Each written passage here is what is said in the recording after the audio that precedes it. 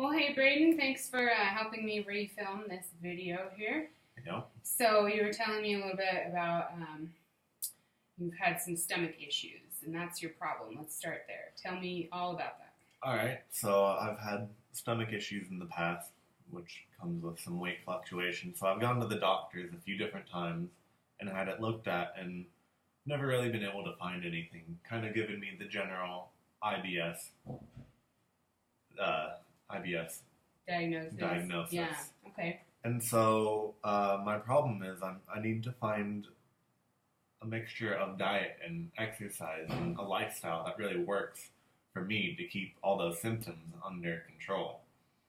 Because I don't need to spend those thousands of dollars going to more doctors just to hear the same thing unless something really severe happens. Right. So how many doctors have you gone to thus far? So I've gone to 2 gastroenterologist specialists and a few other just normal doctors that kind of gave me some good advice. But what kind of advice did they give you? Let's see. I remember one of them did give me that whole advice about how it can really be controlled by diet and exercise.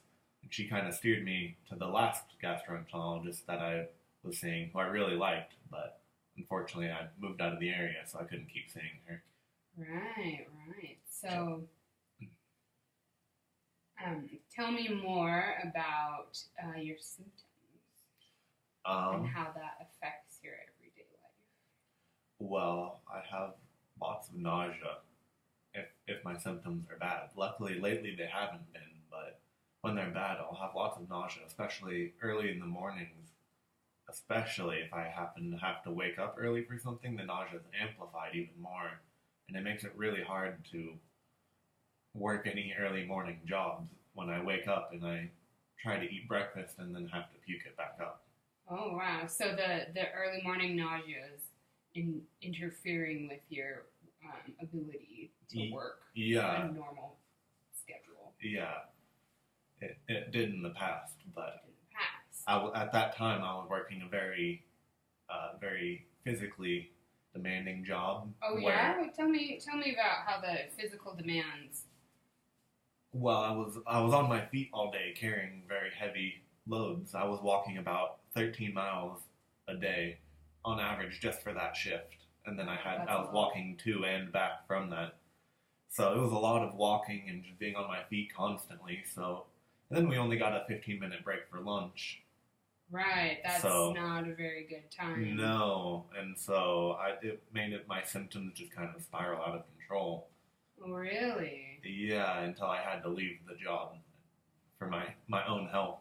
Right. So, how did that impact your life? What did you do after that? Well, I decided after that I was gonna go back to school, kind of a sign, and I didn't know of any other jobs I could work. Especially, I had lost a lot of weight at that job too, and I was just ill all the time. I couldn't do anything very demanding, so I went back to school.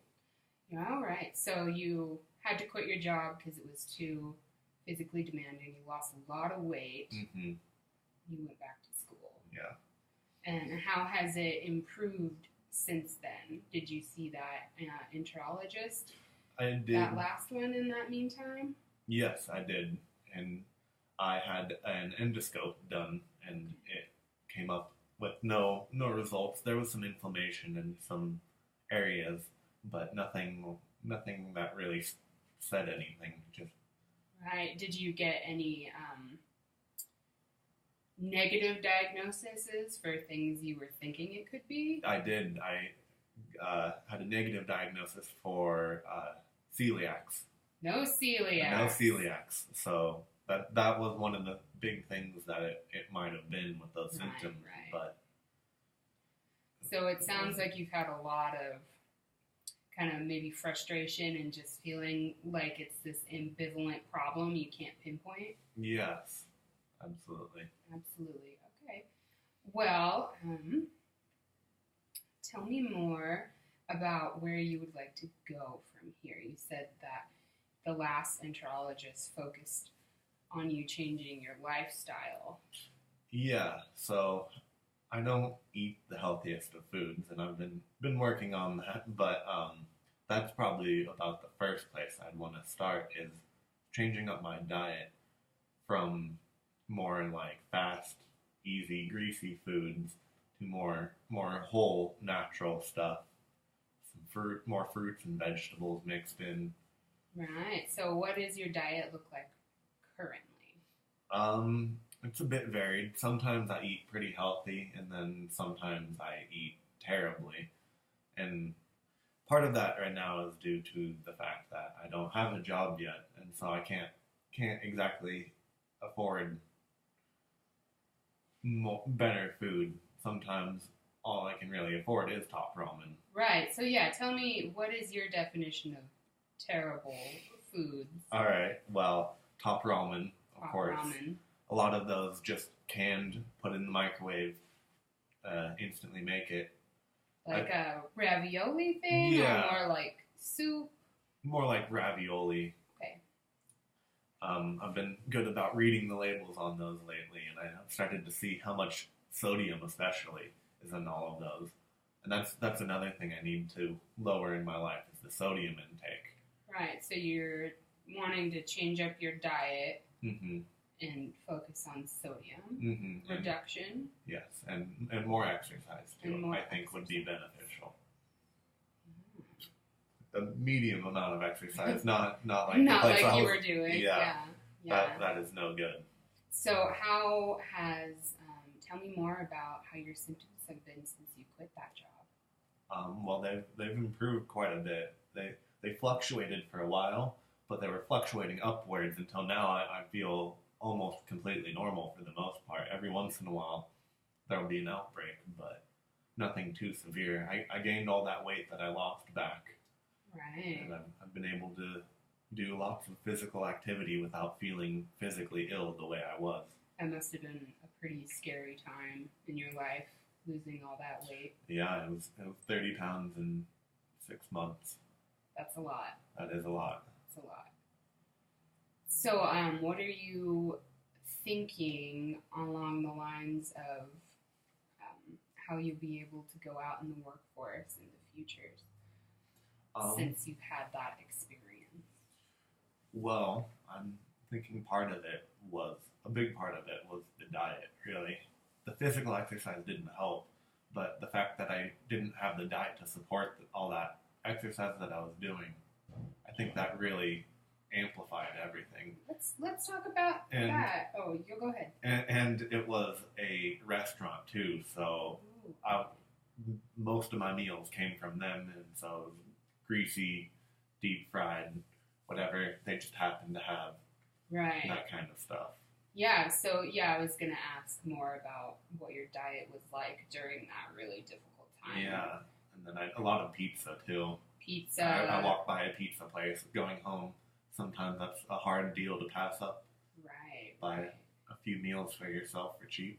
And you mentioned you only had 15 minutes for a break. Yes, that was our lunch was 15 minutes.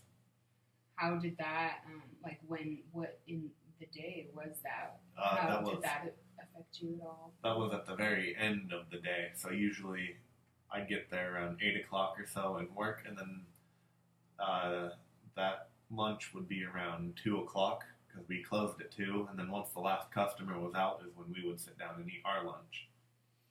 Wow, that's like many hours without food. Yes, it is. And then sometimes, because that's the very last thing we're doing in the day, pretty much, it's close up, eat lunch, and then we just clean up. Sometimes I just be like, well, I might as well just wait another hour and a half and actually get to sit down and enjoy my lunch for longer than 15 minutes. And so I just push through till the end. And so sometimes I wouldn't be eating till like 4 o'clock after working a full 8-hour shift. On it. Running on empty. Yeah, because I couldn't really eat solid food before work, otherwise it'd just come up. Yeah, I can see why you might have lost so much weight. Yeah. Well, Braden, we're gonna thank you for sharing. Yeah. We'll wrap up video 1 here, and then in video 2, we'll figure out ways to find solution to your problem. All right.